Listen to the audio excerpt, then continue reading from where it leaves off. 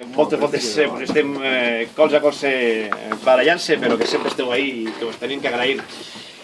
Jo ho he dit, jo possiblement sigui el professional menys indicat per acomiadar un programa o una època, no sé com dir-ho realment, simplement sé que estic fent l'únic que he sabut fer en esta casa des del dia que entri, l'1 de desembre del 98, que és treballar, li sàpiga Déu, li sàpiga mar a qui siga.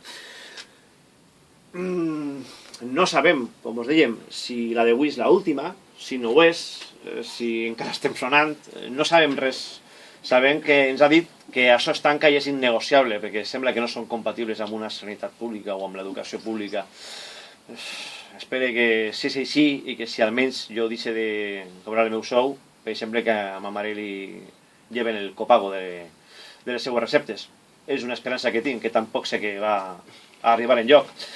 L'únic que sé és que en aquesta casa el que hem fet és treballar i que se sentim orgullosos d'haver treballat i d'haver fet les coses com les hem fet. Hem tingut errades, ho sabem, que s'hem equivocat, ho sabem, però que hem buscat sempre estar ahí al vostre costat i que probablement ho hem aconseguit per les coses que estem veient.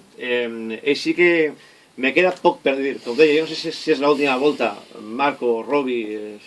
No sabem si serà l'últim dia, però... No sabem, igual així estem demà encara els violinistes del Titanic. Els últims segons per agrair als milers d'oients que cada nit ens han escoltat, ens han aguantat, ens han suportat i ens han fet sentir necessaris en un dia com avui. Ens ha fet avui sentir necessaris, Robi. Gràcies, moltes gràcies, orgullosos i se n'anem en el cap ben alt.